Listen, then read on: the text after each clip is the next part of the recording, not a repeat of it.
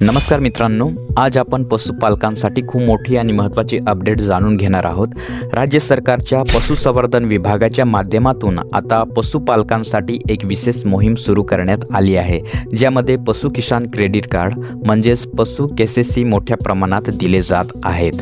मित्रांनो, जर तुम्ही शेळी मेंढी पालन करत असाल, गाय म्हैस पालन करत असाल, कुक्कुटपालन व वराह पालन किंवा मत्स्य व्यवसाय करत असाल तर ही माहिती तुमच्यासाठी खूप महत्त्वाची आहे। त्यासाठी व्हिडिओ शेवटपर्यंत पहा आणि जर आपल्या चॅनलवरती तुम्ही पहिल्यांदा आला असाल तर आपल्या चॅनलला सबस्क्राइब करून घ्या, कारण याच प्रकारचे माहितीपूर्ण व्हिडिओ तुम्हाला वेळोवेळी आपल्या चॅनलवरती भेटत असतात।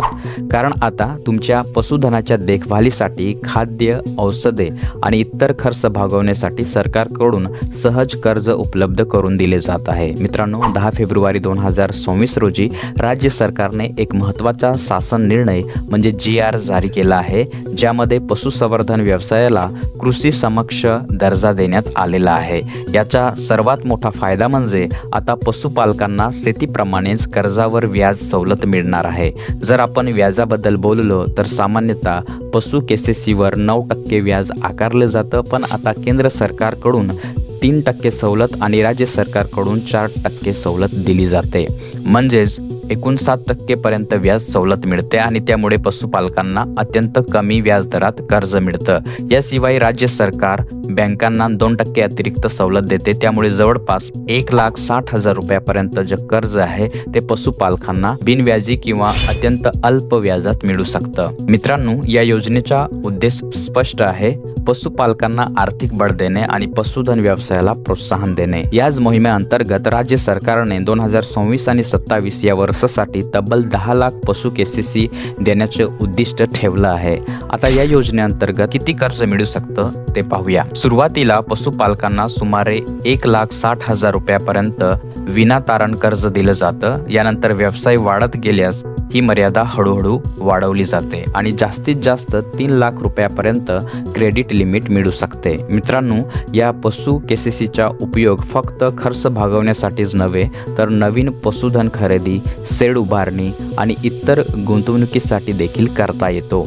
विशेष म्हणजे मुख्यमंत्री ग्रामीण पशुधन उद्योजकता विकास योजनेअंतर्गत जे सुरुवातीचं भांडवल लागतं ते देखील या केसीसीद्वारे मिळवता येते। आता आपण पात्रता आणि अटी समजून घेऊया। या योजनेचा लाभ घेण्यासाठी पशुपालकाने केंद्र किंवा राज्य शासनाच्या इतर अनुदान योजनेचा लाभ घेतलेला नसावा। तसेच तुमच्या सर्व पशुधनांची नोंद NDLM म्हणजे भारतीय पशुधन पोर्टलवर असणे आवश्यक आहे। यामध्ये काही कमाल मर्यादा देखील निश्चित करण्यात आल्या आहेत, जसे की 25,000 मांसल कुक्कुट पक्षी, 50,000 अंडी उत्पादक कुक्कुट पक्षी, 100 पर्यंत दुधाळ जनावरे, 500 पर्यंत शेळी मेंढी आणि 200 पर्यंत वराह पालन यासाठी ही योजना लागू आहे। तसेच घेतलेले कर्ज हे 1 वर्षाच्या आत परतफेड करणे आवश्यक आहे। जर तुम्ही वेळेत परतफेड केली तर तुम्हाला व्याज सवलतीचा पूर्ण फायदा मिळतो। आता अर्ज कसा करायचा ते पाहूया। जर तुम्ही दूध सोसायटीचे सभासद असाल, दूध संघाशी जोडलेले असाल किंवा पशुपालन व्यवसायात करत असाल तर तुम्ही या योजनेसाठी अर्ज करू शकता। यासाठी तुम्हाला तुमच्या जवळच्या डेअरीमध्ये संपर्क साधायचा आहे किंवा जवळच्या पशुवैद्यकीय दवाखान्यात जाऊन माहिती घ्यायची आहे। तसेच 1962 या हेल्पलाईन नंबरवर देखील संपर्क करून तुम्ही अधिक माहिती मिळवू शकता। या योजनेच्या अंमलबजावणीसाठी जिल्ह्याचे पशुसंवर्धन उपायुक्त हे समन्वय अधिकारी म्हणून काम पाहतात। मित्रांनो, जर तुम्ही अजूनही पशु केसीसी घेतलेलं नसेल तर ही खूप मोठी संधी आहे, कारण कमी व्याजात कर्ज, व्यवसाय वाढवण्याची संधी आणि सरकारची थेट मदत हे सर्व एका योजनेमध्ये मिळत आहे। तर मित्रांनो, तुम्ही पशुपालक असाल तर नक्की या योजनेचा लाभ घ्या आणि तुमचा व्यवसाय पुढे न्या।